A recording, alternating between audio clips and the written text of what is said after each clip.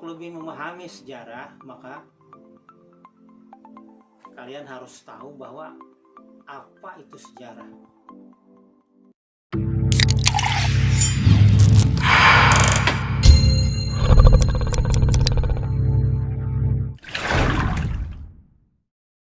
Assalamualaikum warahmatullahi wabarakatuh. Para siswa yang Bapak banggakan, hari ini kita akan mempelajari sejarah Indonesia dengan judul Sejarah sebagai Ilmu. Kenapa sejarah harus dikatakan sebagai ilmu? Karena dia harus bisa dibedakan dengan dongeng, dengan legenda, dengan mitos. Untuk lebih memahami sejarah, maka kalian harus tahu bahwa apa itu sejarah. Sejarah adalah peristiwa masa lampau yang menyangkut manusia sebagai makhluk yang berbudaya, bermasyarakat, dan membawa perubahan. Jadi tidak lepas daripada pengertian itu. Dia maksudnya sejarah hanya mempelajari manusia. Manusianya yang bermasyarakat. Yang dimaksud masyarakat itu adalah sekelompok manusia, 2 orang atau lebih. Yang dimaksud budaya adalah segala perilaku manusia berdasarkan hasil berpikir dan disadari.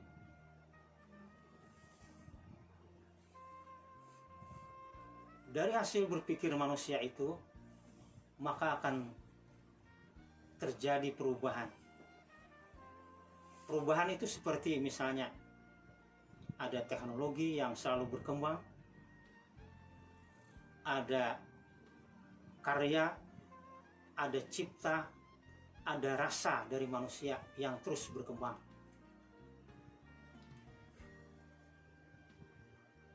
Nah, kemudian sejarah itu tidak hanya mempelajari peristiwa di masa lampau, tetapi dia juga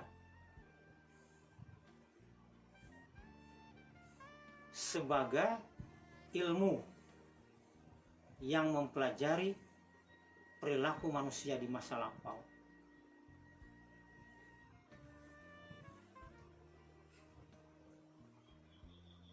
Untuk memahami sejarah sebagai ilmu, maka kita harus mempelajari langkah-langkah dalam penelitian sejarah. Langkah-langkah dalam penelitian sejarah itu ada 4. Yang pertama, heuristik. Yang kedua, verifikasi. Ketiga, interpretasi. Dan yang keempat, historiografi. Nah, setelah melalui 4 langkah ini, maka layaklah sejarah disebut sebagai ilmu.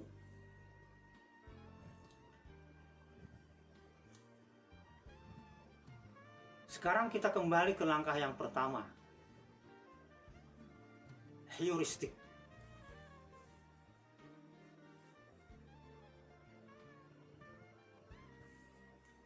Untuk menentukan atau memasuki ke langkah heuristik, langkah yang pertama ini, maka sebelumnya kita menentukan topik yang kita teliti.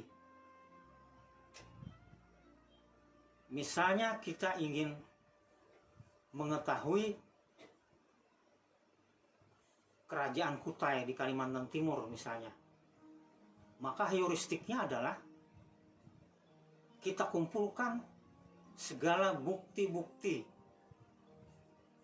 fakta-fakta, dokumen-dokumen, bahkan barang-barang yang tersisa di saat kerajaan Kutai itu berdiri. Kita kumpulkan sebanyak-banyaknya, seberapa kita dapat. Itulah yang dimaksud dengan heuristik. Setelah heuristik itu kita anggap cukup, bahkan lebih banyak lebih baik, maka kita memasuki langkah yang kedua, verifikasi. Verifikasi adalah seleksi kebenaran dari bukti-bukti sejarah yang terkumpul tadi, atau uji kelayakan dari bukti-bukti, dari fakta-fakta yang terkumpul di langkah pertama tadi. Untuk membuktikan kebenaran itu, seorang sejarawan dia tidak bisa bekerja sendiri. Misalnya, kalau di kerajaan Kutai telah ditemukan 7 buah yupa atau prasasti Kutai, seorang sejarawan bisa jadi tidak tahu angka tahunnya kapan Kutai itu berdiri. Dia harus minta bantuan dengan orang lain. Nah, jadi verifikasi itu ada 2 langkah. Yang pertama, kritik and trend, dan yang kedua, kritik ekstrem. Kritik and trend itu adalah seleksi kebenaran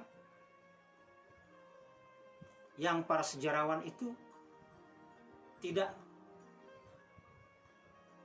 meminta bantuan dari orang lain, atau dia sudah tahu bahwa ini sudah benar dari bukti itu. Atau kritik intern itu adalah seleksi kebenaran dari isi bukti sejarah itu.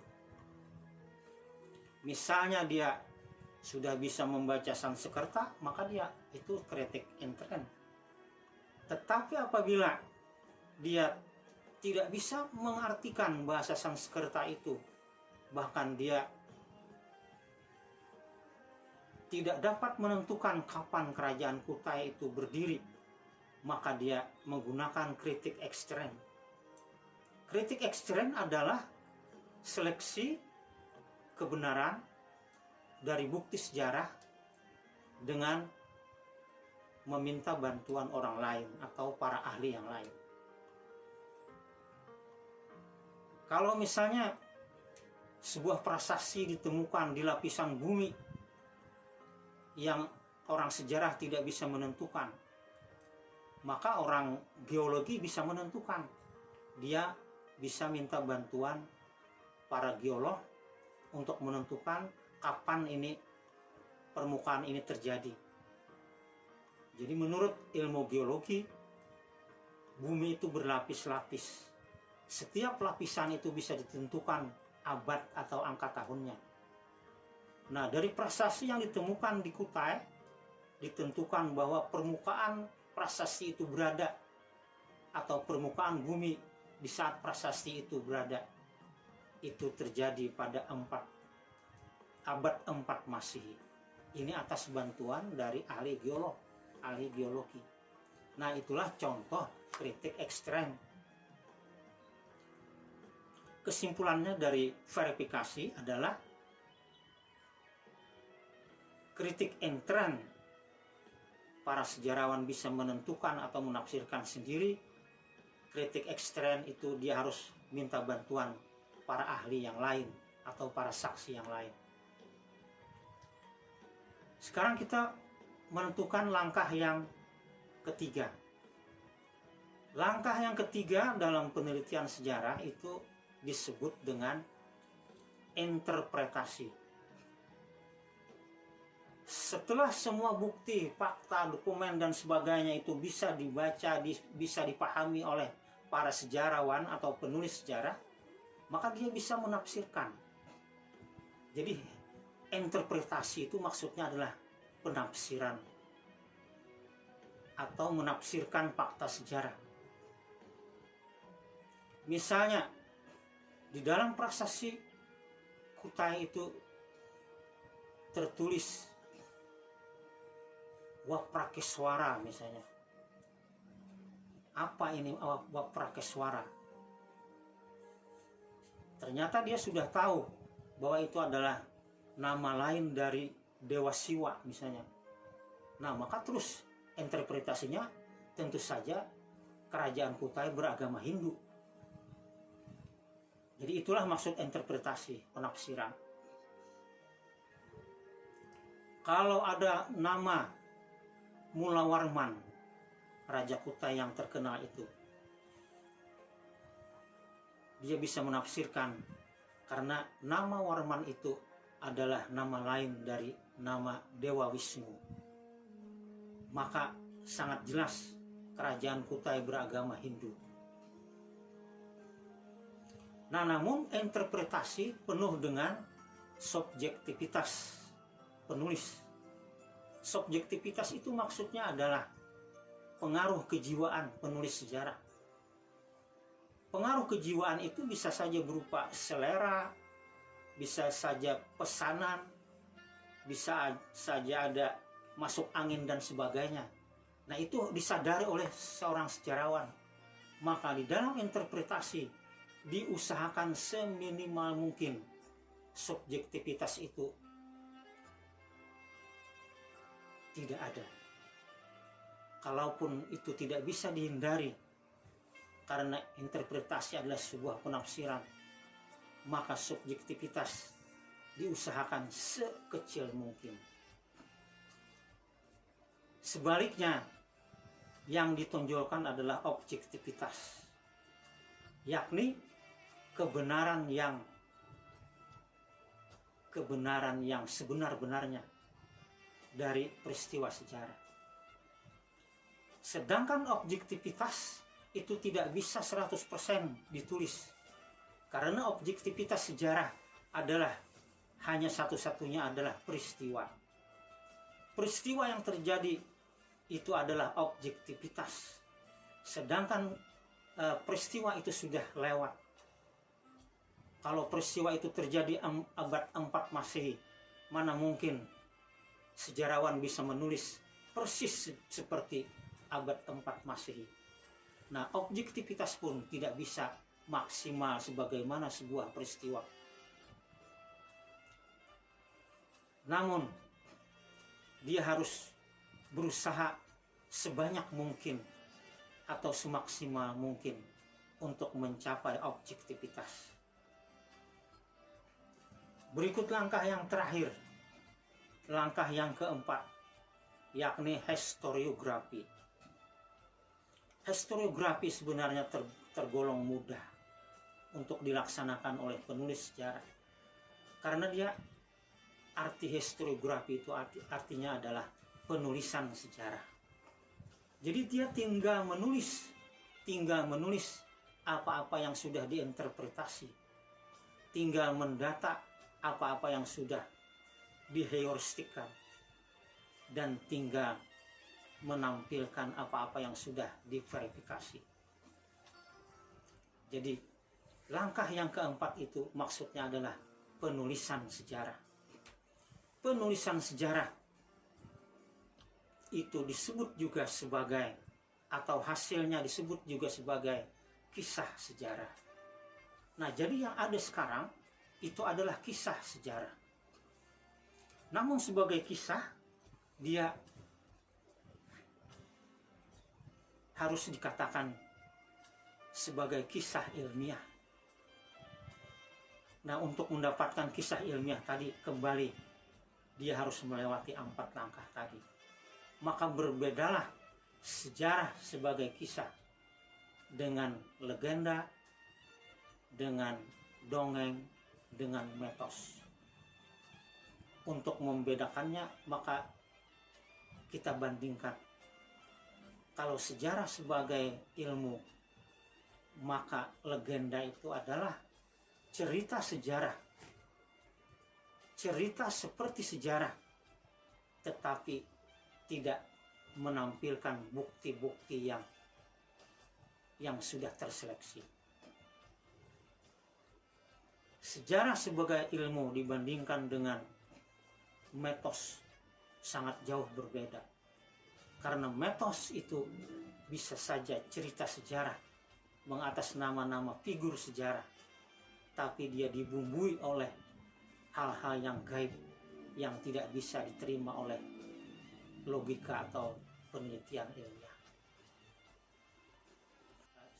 Perbandingan sejarah sebagai ilmu dengan dongeng itu lebih dahsyat lagi.